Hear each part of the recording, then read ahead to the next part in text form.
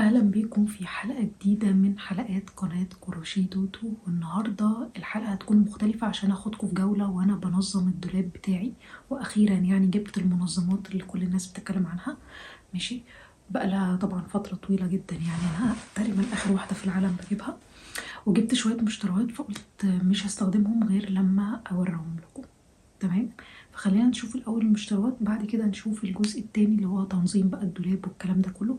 وانا عن نفسي يعني بحب الفيديوهات قوي بتاعه التنظيم والترتيب دي عشان بتشجعني ان انا اقوم انظم. فلو انتوا زي حالاتي حضروا بقى كوبايه الكوفي اللي قد كده. ماشي، قد كده فعلا.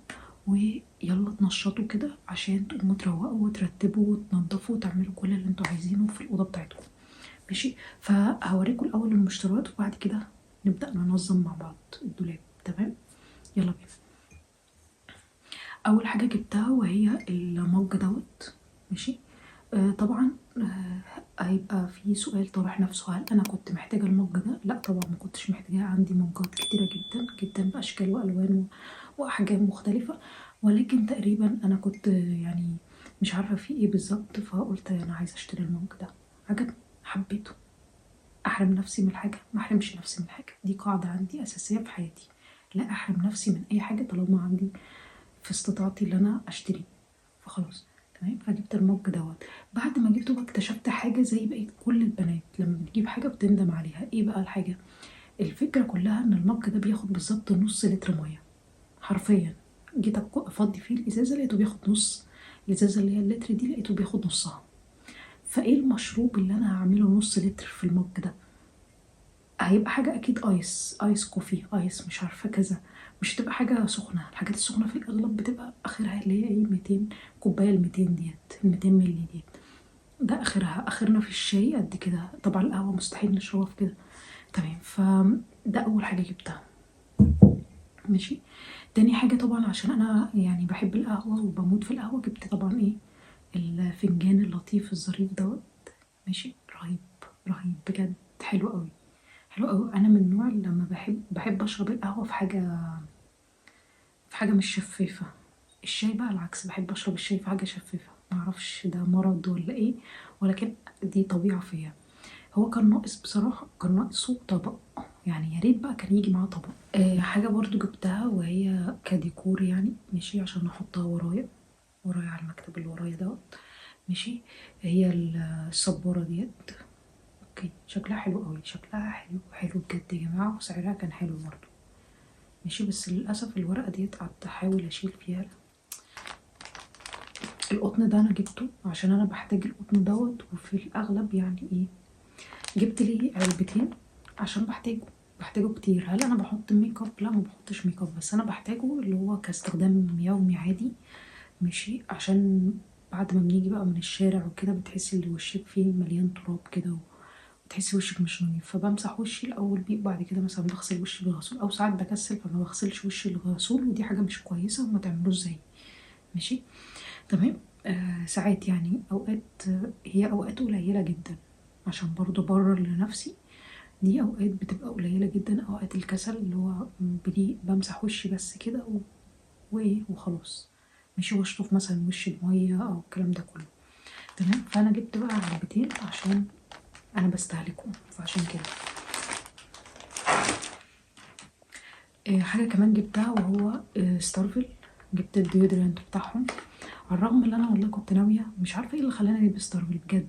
يعني انا يعني حاليا بدأت اتذكر ان انا كنت ناوية اجيب بيزلاين. مش يعني كنت ناوية اكرر بيزلاين مرة تانية. ماشي. فانا بقول في نفسي دلوقتي، بقول هو انا جبت ليه ستارفل؟ مش فاهمة.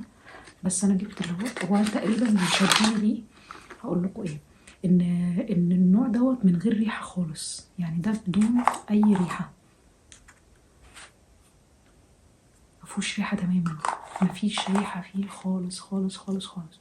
فطبعا يعني لو في حد مثلا بيخاف من الديودرنت اللي ليه ريحة عشان الريحة حرام والكلام ده كله، فده هيبقى النوع المثالي بالنسبة لك في حتة الريحة، لأن ده ملهوش ريحة خالص خالص. مش عارفة بقى بزلاين عاملين نفس الموضوع ده ولا لأ.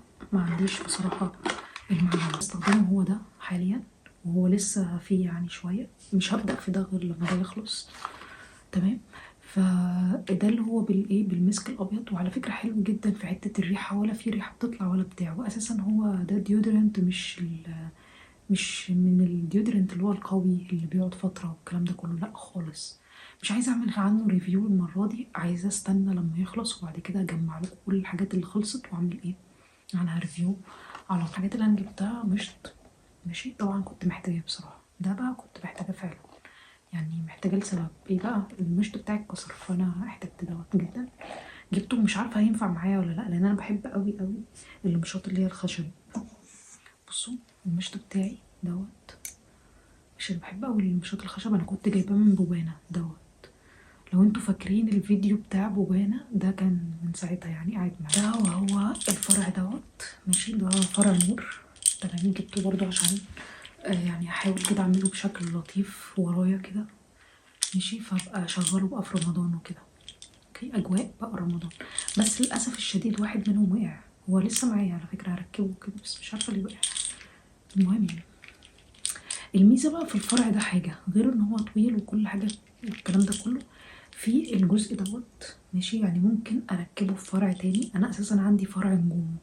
ماشي. فانا ممكن اركبه في فرع تاني ويبقوا فرع طويل خالص. فاهمين؟ يعني هو الفكره في ايه، ان انت ممكن مثلا تجيبي 3 فروع من دوت وتوصليهم ببعض، تشبكيهم في بعض فينوروا كلهم مثلا، لو هتلفيهم في الاوضه كلها او كده، كزينه رمضان. عارفه ليه جبتها؟ المهم يعني جبت اللي هو دوت. طبعا ده مش كيكو الاصلي ولا الكلام ده ب60 جنيه، حاجه تحت تحت السلم خالص. المهم يعني مش حلو خالص. مش حلو. جربته طلع بينشف الشفايف قوي، وانا اساسا شفايفي بتنشف فهو بينشفها بزياده كده يعني. اخر حاجه بقى جبتها هي المنظمات. ماشي. يلا بينا اوريكم المنظمات وازاي رتبت الدولاب بتاعي. تمام. باي باي. اشوفكم في الجوله بتاعه ترتيب الدولاب. بصوا زي ما انتوا شايفين كده في الصورة، المنظم ده هو المنظم الكبير، بيكفي حاجات كتير جدا. تمام. بيكفي الحاجات اللي هي الكبيرة زي السويت بانس والحاجات ديت. بالنسبة لده المنظم الصغير هيلم بقى معاكي لو في اللي هي البناطيل اللي هي الليجن ديت والحاجات دي كلها هيكفيها. زي ما انتوا شايفين شكل الدولاب طبعا بشع اكيد يعني، معذرة على الصورة. ماشي. ولكن انا شلت كل الحاجات اللي في الدولاب، فضيته خالص وبدأت امسح في الدولاب. ماشي.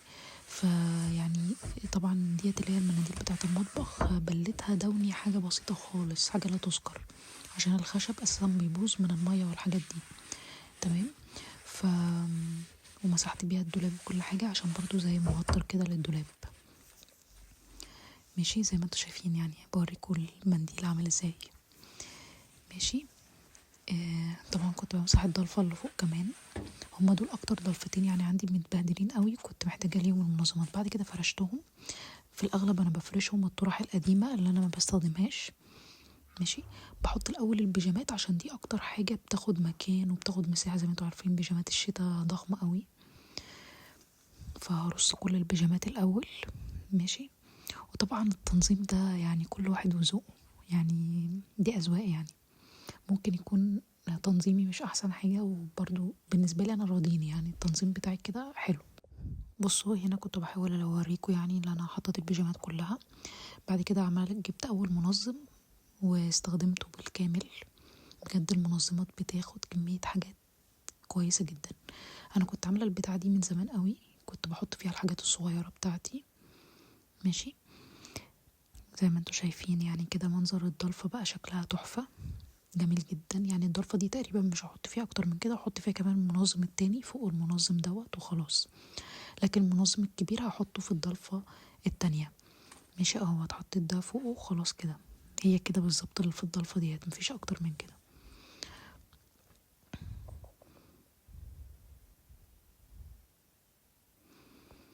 بعد كده جينا بقى للضلفة التانية، احط فيها المنظم الكبير في البداية كده بالطول، بس هلاقي ان هو مشكلة المنظم ان هو يبقى طالع برا الدولاب شوية. ماشي. فبعد كده احطه بالعرض، هو مشكلته اللي هو بياخد مكان. طبعا انا اكون حاطه فيه الحاجات بقى اللي هي الكتيره بتاعتي ديت اللي هي السويت بانس بقى والحاجات ديت، فطبعا بتاخد مساحه. وهكون حاطه كده في البدايه اللي هو الاسدالات الحاجات يعني اللي انا بستخدمها على طول.